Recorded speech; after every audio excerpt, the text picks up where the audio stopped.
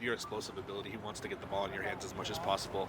Does that mean playing special teams, returning kicks as well, not just running out of the backfield? Right. I want to be used anywhere on the field that I can be.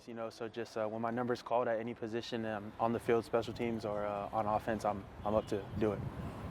Can you talk to just the competitiveness of this room? With you guys really competing for who's going to emerge and take a lot of the production that's now gone. Right. It's a battle on and off the field. Just through walkthroughs and practice every day. You have to come out to compete, and every day, you're fighting for a spot. You're fighting for a job here. So, you come out, try to better yourself and better the team every day, and that's just the competitive mindset you have to have on and off the field. Eli, you grew up in Southern California, played in New Mexico, and then you full circle back here at USC. What does that mean to you? Right, it's just a blessing to come back, kind of like my hometown, and play in front of just my friends and my family. I have my mom out in San Diego, so for her to come down every game, my dad to come out, so it's just it's a huge blessing to be here at USC. Was USC the team you grew up watching?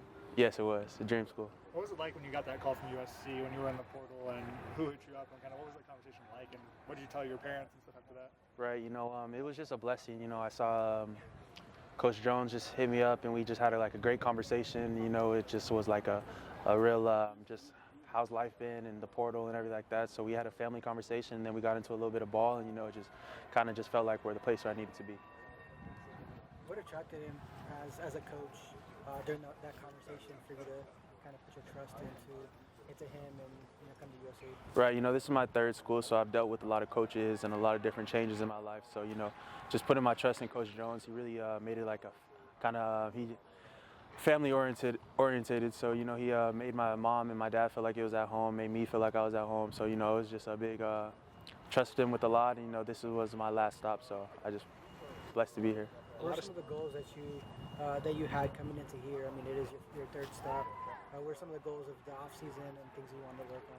Right, definitely. Every day, come out here and get better the team first and foremost. So whatever I can do to help the team is just really my goal, and just every day try to better my just playing ability and see what I can do on and off the field. What do you think of the variety of skill set in the running back room? Obviously, you're on the speedier side, Brian Jackson's the bigger side, and all these guys have different skill sets. What do you think of kind of the variety in that one?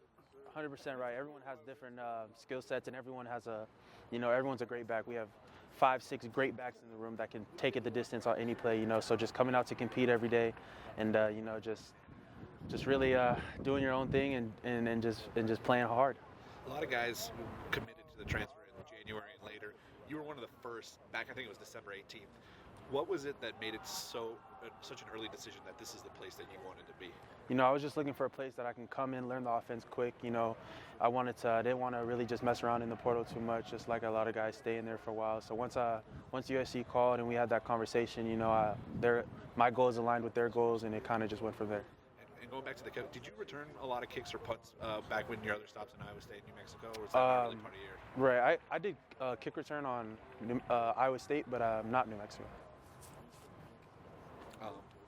One more question for you. That elusiveness that you have, speed is a God-given talent, and you work on it, but that elusiveness you have in that burst, especially at the second level, where did you kind of develop that? Does that have to do with track? I mean, where did that kind of come from in your repertoire? Right, going from football to track every year in high school, definitely maintained my speed and kept that burst up. So, I have to say track helped a lot, just training off the field, off season, just burst and acceleration, and that's really where it came from.